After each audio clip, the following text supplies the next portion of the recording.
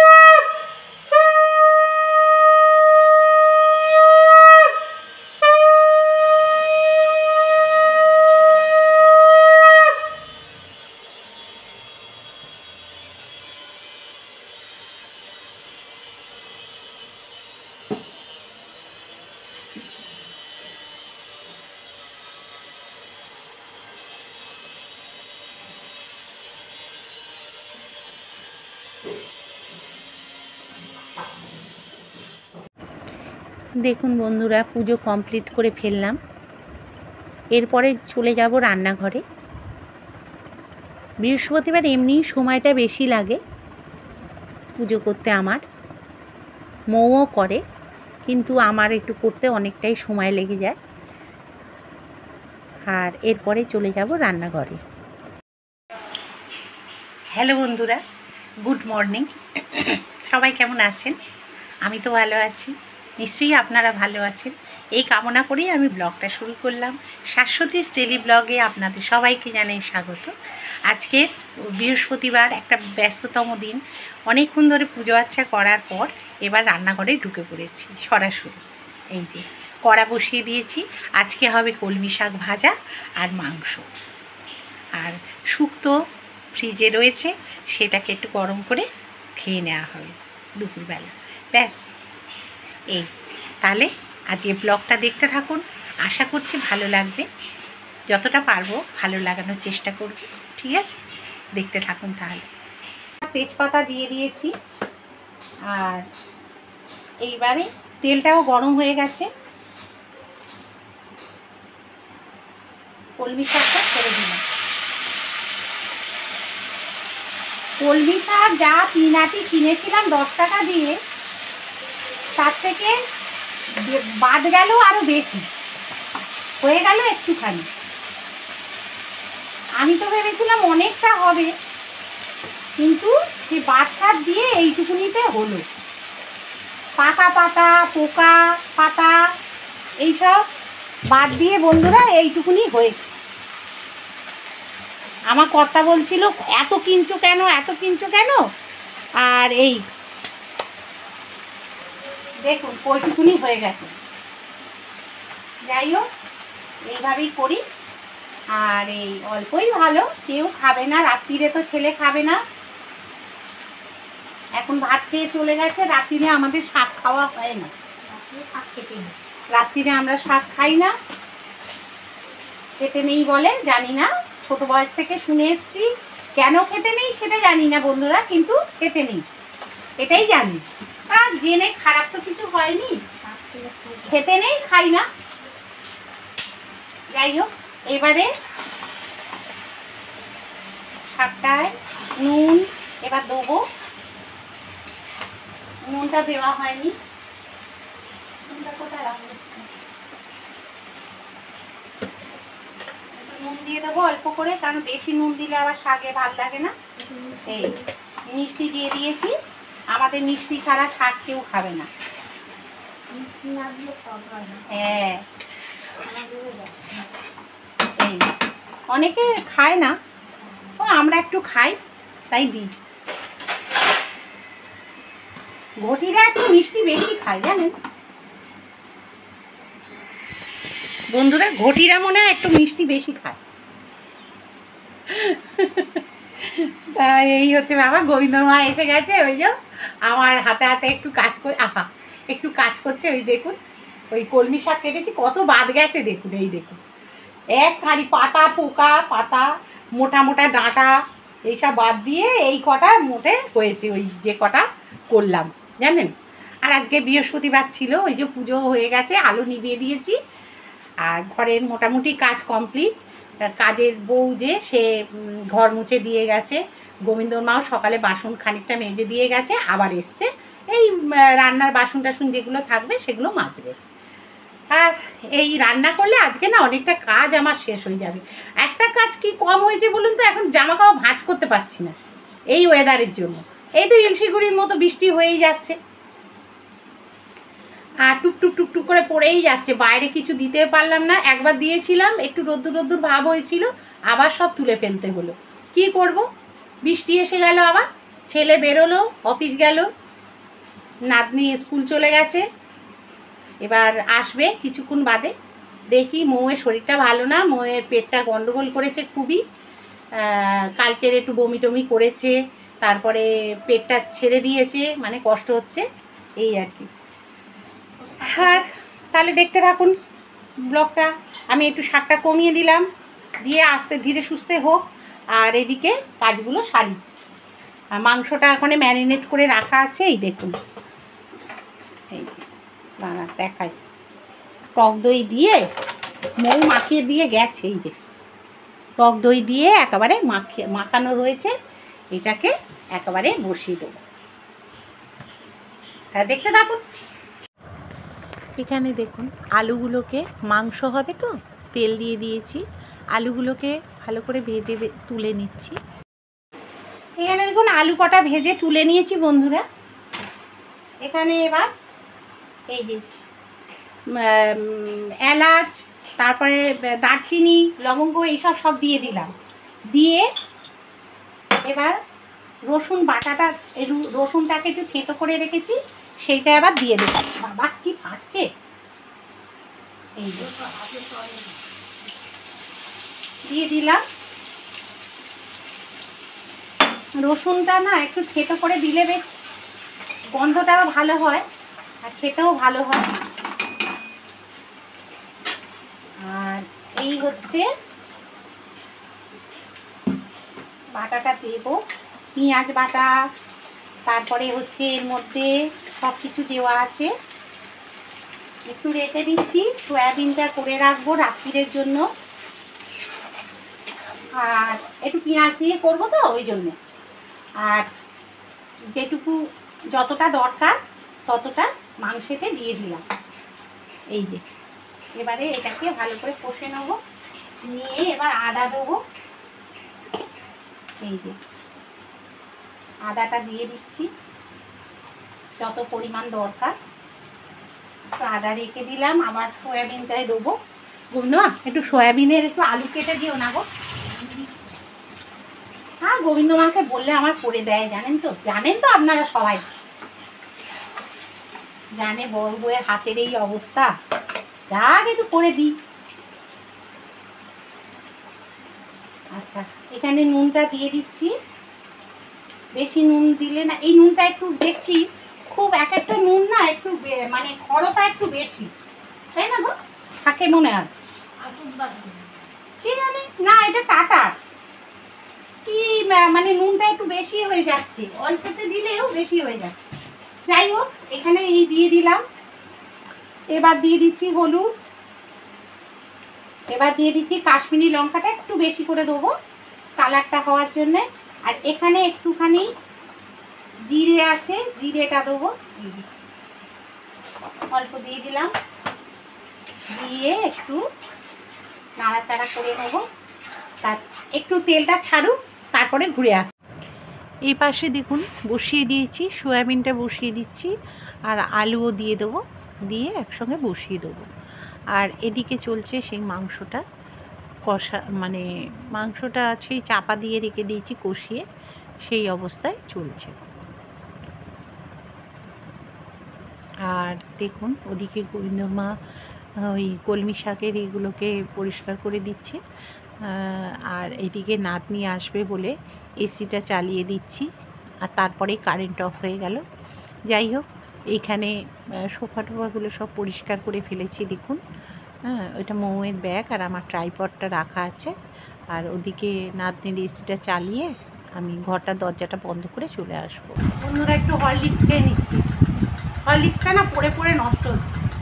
আমি ডাস্টবিন, আমার পেটেই সব ঢুকুক, কেউ তো খাবে না, গুলে দিলেও কেউ খাবে না, আমাকেই খেতে হবে। এই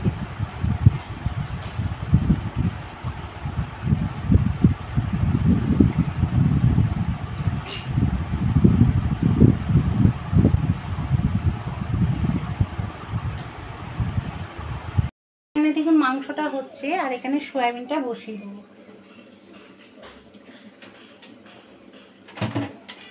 তেলটা দিয়ে দিচ্ছি।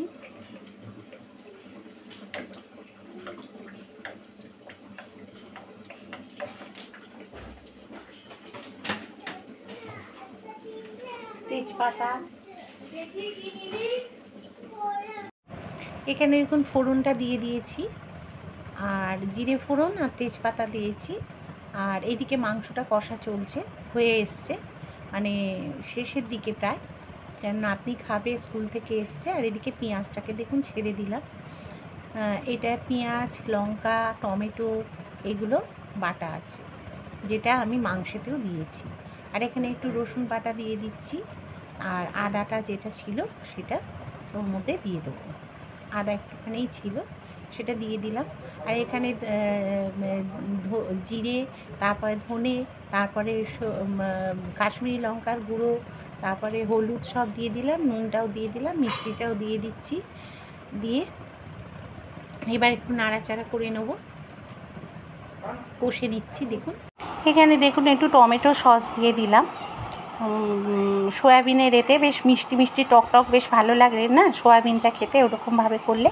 আর ওদিকে মাংসটা কষা চলছে দেখুন, মাংসটা হয়েও এসছে। আর একটু জল দিয়ে দেবো, দিলে গরম জল এটা দিয়ে দিচ্ছি, দিলে টেস্টটাও ভালো হয়, দ্বিগুণ হয়। আর একটু ঝোল ঝোল একটুখানি করলাম, মাখা মাখা মতো।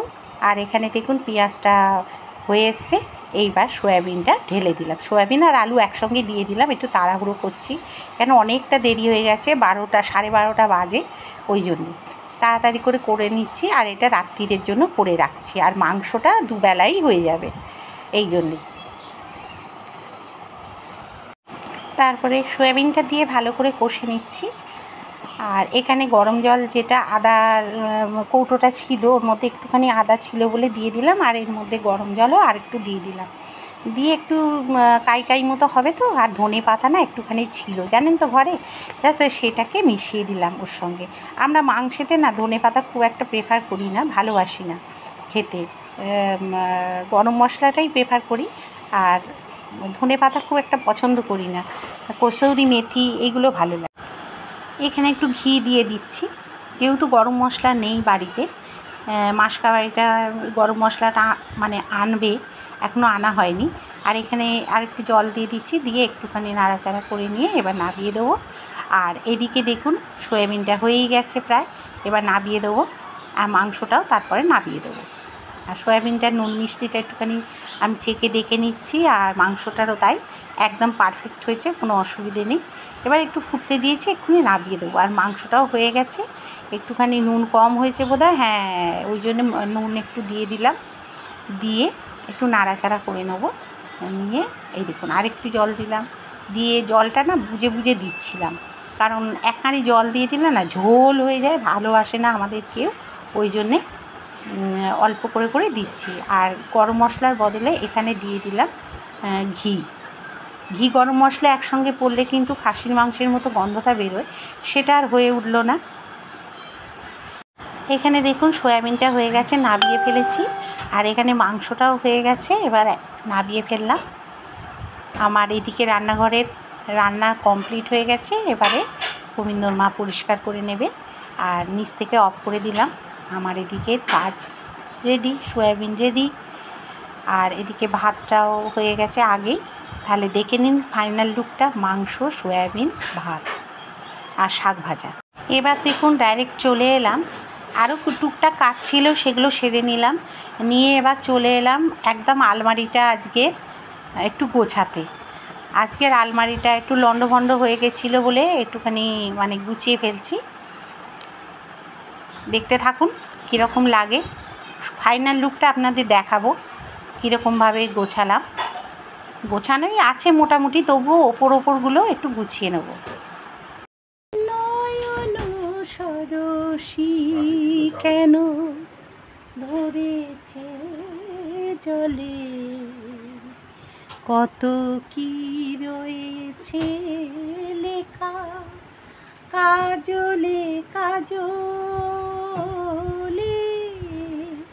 নয়ন সরসী কেন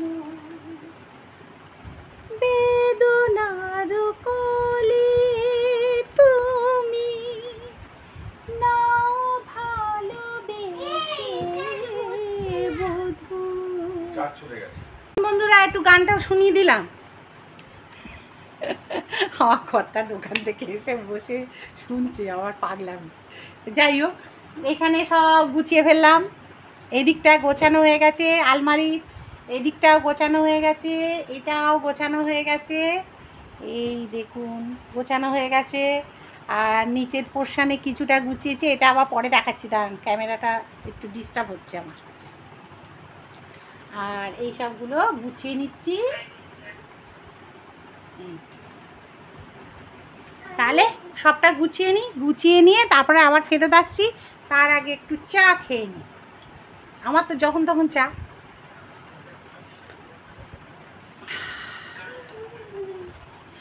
দেখুন বন্ধুরা, এখানে যাতে সিনথেটিক শাড়ি আপনাদের খুলে পড়ে যাবে না আলমারি থেকে, কিভাবে সেটা দেখিয়ে দিচ্ছি।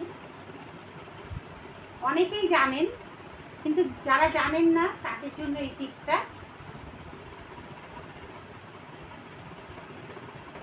এই একটা দিলেন। দেখুন বন্ধুরা, যারা জানেন তাদের জন্য এটা বলছি না, যারা জানেন না এই টিপসটা ফলো করতে পারেন। আলমারি থেকে সিনথেটিক শাড়ি পরে যাবে না খুলে।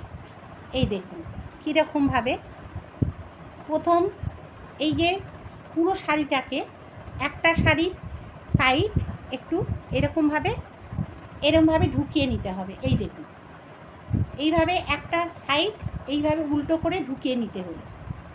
আবার আরেকটা শাড়ির এইভাবে নিয়ে আরেকটা যে এইরকম পার্ট রয়েছে, এই যে এইদিকে এই পার্টটা এবার এই দিকে দিয়ে দেবেন। এইদিকে দিয়ে দিলেন, এই হয়ে গেল একদম।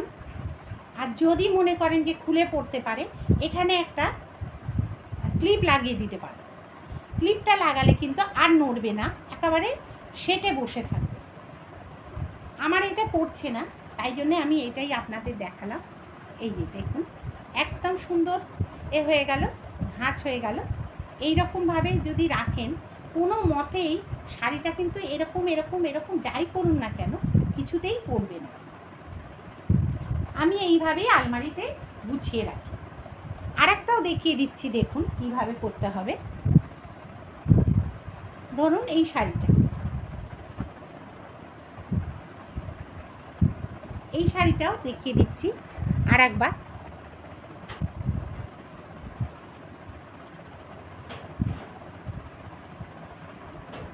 ধরুন এরকম শাড়িটা, এইটাকে এই এই হ্যাঙ্গারটা দেখছেন, এই হ্যাঙ্গারটার মধ্যে একটা পাশ এইভাবে দিয়ে দেবেন। আরেকবার দেখিয়ে দিচ্ছি, এইভাবে দিয়ে দিলেন একটা পাশ। আর আবার আরেকটা দিক যেটা এই দিকে, সেটাও এইভাবে আবার এইটার মধ্যে এরকমভাবে গলিয়ে দেবেন। গলিয়ে দিলেই এই দেখবেন আবার এটা টাইট হয়ে যাবে। এবার যদি মনে করেন, আবার বলে দিচ্ছি যে শাড়িটা খুলে পড়ে যেতে পারে, কিন্তু পরেন, এটা একদম টাইট হয়ে বসে থাকবে, কোনো মতেই পড়বে না। দেখছেন আমি নাড়ানাড়ি করছি, কিছুই হচ্ছে না। যদি মনে করেন অসুবিধে হতে পারে হয়তো, তাহলে আপনারা এর সঙ্গে ব্লাউজটাও সেট করে রাখতে পারেন, ম্যাচিং ব্লাউজ হলেও এর মধ্যেই ঢুকিয়ে সুন্দর করে রাখতে পারেন। আর এখানে একটা ক্লিপ লাগিয়ে দেবেন, এইখানটা একটা ক্লিপ লাগিয়ে দিলে দেখবেন শাড়িটা আর নড়ছে না, একেবারে কোনো মতেই নড়বে না। এইভাবে রাখতে পারেন। এই দেখুন বন্ধুরা, সব গুছানো হয়ে গেছে, সব এক একটা পাটে পাটে সব রাখা। দেখুন এই যে এখানে আলমারিটার এই রয়েছে, তো ওই জন্য ঢাকনাটার জন্য একটু অন্ধকার লাগছে। প্রচুর শাড়ি, দেখতেই তো পাচ্ছেন, প্রচুর শাড়ি। শাড়ি পরার টাইম পাই না, এদিকে শাড়ি। আগে প্রচুর সময় শাড়ি পরেছি, এখন আর এইগুলো হ্যাঙ্গারে টাঙিয়ে দিয়েছি। সিনথেটিকগুলো কিছু সিনথেটিক হ্যাঙ্গারে টাঙাতে পারিনি, হ্যাঙ্গার কম হয়ে গেছে বলে। আর এই দেখুন সব ভালো ভালো শাড়ি, ঢাকায়ের জায়গায় ভালো ভালো শাড়ি আছে। এগুলো ঢাকাই।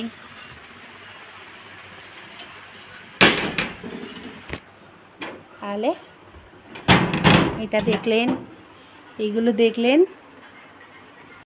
বন্ধুরা খেতে বসে গেছি দেখুন।